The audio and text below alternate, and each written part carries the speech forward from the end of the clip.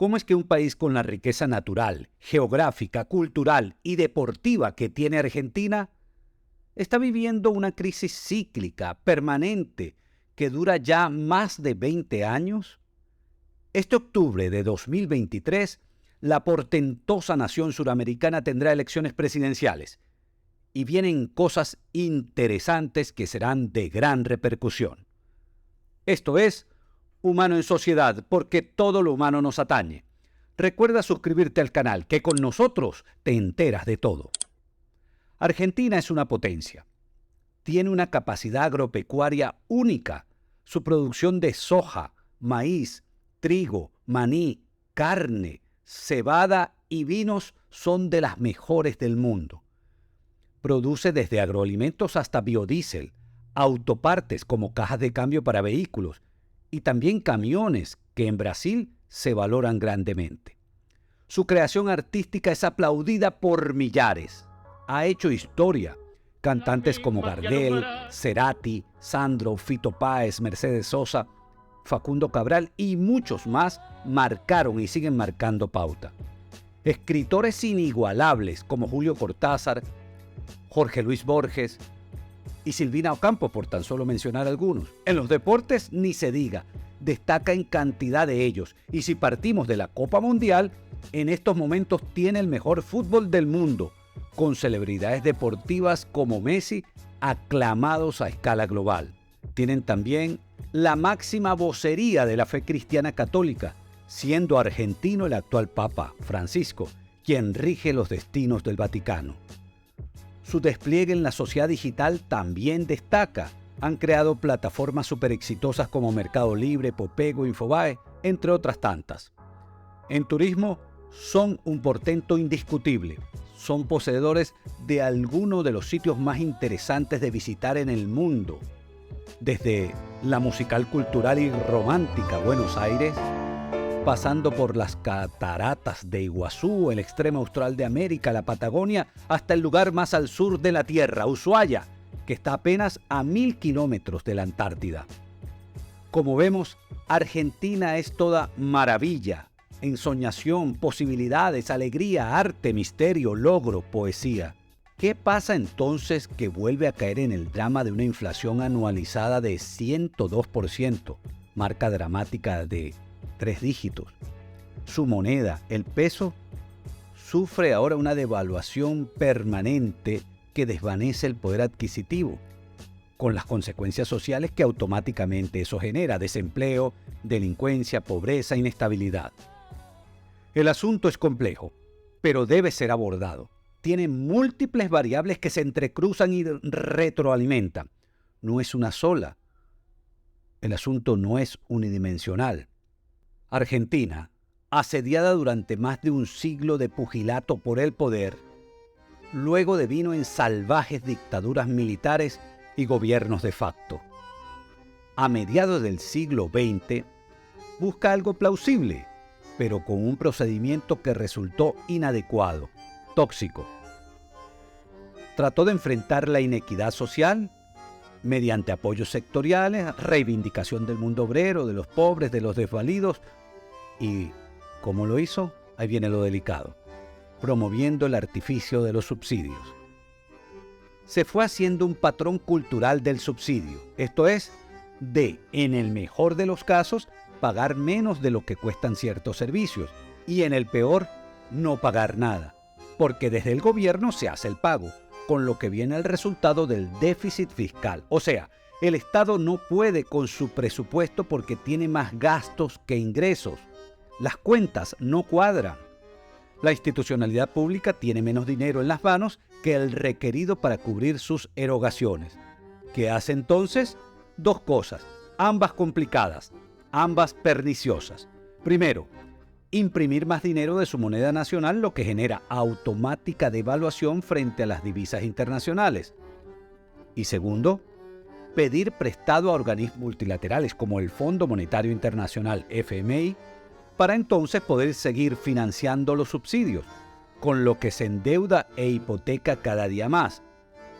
Ahora, a su ya menguado presupuesto, se le agrega el peso del pago de los intereses y capital de la deuda increyendo, todo un caos financiero. Este país llegó a ser uno de los países con mayor cantidad de subsidios en servicios públicos, combustibles y transporte en el mundo. Tiene, veamos el ejemplo, un sistema de salud garantista con atención hospitalaria a todo el que la solicite con el 100% de atención gratuita, lo que ha hecho que personas vayan de distintas partes de Latinoamérica y el mundo a atenderse allá, hacerse intervenciones quirúrgicas, terapias y hasta parir el nacimiento de sus hijos en Argentina porque los atienden absolutamente gratis, porque no les cuesta nada. Pero alguien sí paga, el Estado, que cada vez se ve más con la soga al cuello. Entonces la solución sería simple, quitar los subsidios y ya. No, no es simple, no lo es, porque tan pronto como un gobierno lo haga, comienzan las protestas y reclamos ciudadanos en la calle acusando a quien tome la decisión de perjudicar al pueblo, con lo que la gobernabilidad se resquebraja y corre riesgo de terminar el mando abruptamente. Le pasó a Carlos Andrés Pérez en Venezuela, quien en 1989 intentó acabar con el déficit fiscal reduciendo y eliminando subsidios, sincerando la economía, abriendo la competencia para la industria y las empresas a nivel global. ¿Y qué pasó? El mundo se le vino encima. Las élites, los medios de comunicación y hasta su propio partido le dieron la espalda, lo acusaron, lo señalaron, vilipendiaron y luego lo enjuiciaron. Sufrió incontables protestas callejeras y al poco tiempo resistió 2 golpes de Estado. Finalmente, en 1993, un acuerdo de las élites lo sacó vía judicial, impidiéndole concluir su periodo de gobierno. El asunto es muy retador. Tiene que hacerse una inmensa labor pedagógica, alcanzarse una conciencia de sacrificio compartido por parte de toda la población, con mayor peso en quienes más tienen, claro está, y mantener algún tipo de apoyo sectorizado hacia los más desvalidos. Esto es fuerte, porque toca bregar con dogmas muy interiorizados, casi al punto de mapas mentales. Argentina, país que nos ocupa en este episodio, tuvo a Juan Domingo Perón y a otros que juntos sembraron una cultura que aún subyace en la escena pública rioplatense. El militar Perón ocupó sus primeros cargos como funcionario público en gestiones de dictadura militar.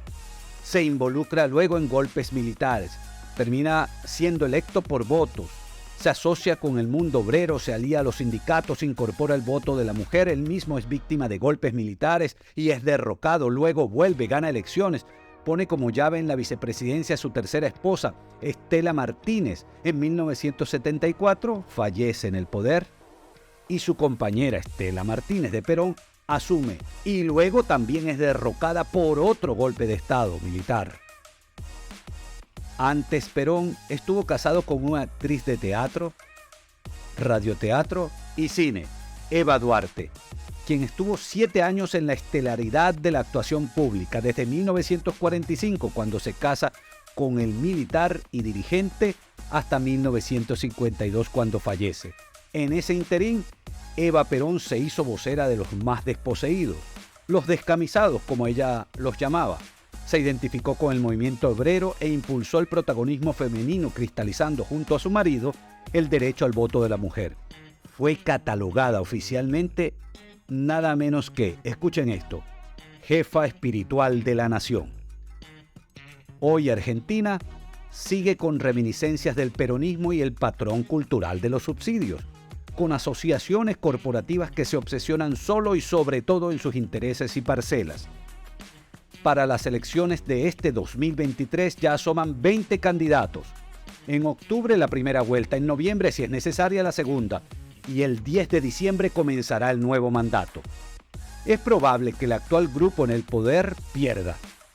Es un gobierno combinado y contradictorio entre un Alberto Fernández conciliador en la presidencia y una Cristina Fernández, expresidenta inhabilitada judicialmente, que es retaliativa, un tanto sectaria, tratando de revivir a Eva Perón en la vicepresidencia. Es probable que se busque el otro espectro de las propuestas, donde destacan dos grupos, Juntos por el Cambio, pero que tiene la sombra del gobierno de Mauricio Macri, quien endeudó más al país, incrementando la deuda con el Fondo Monetario Internacional en más de 50.000 millones de dólares. Y por el otro, el grupo La Libertad Avanza, que muestra cierto sectarismo, como el señalado la vicepresidenta, pero de signo contrario. Veremos si, como siempre en este caso también, los extremos se tocan. Lo cierto, ese paraíso llamado Argentina tiene frente a sí grandes retos. Necesariamente ha de comprometerse en un nuevo pacto social, en el que todos, tirios y troyanos, se dispongan a la austeridad, la disciplina, la labor mancomunada de la salvación. El reto es de todos y todos han de poner de su parte. Esto fue Humano en Sociedad, porque todo lo humano nos atañe. Suscríbete al canal, que con nosotros te enteras de todo.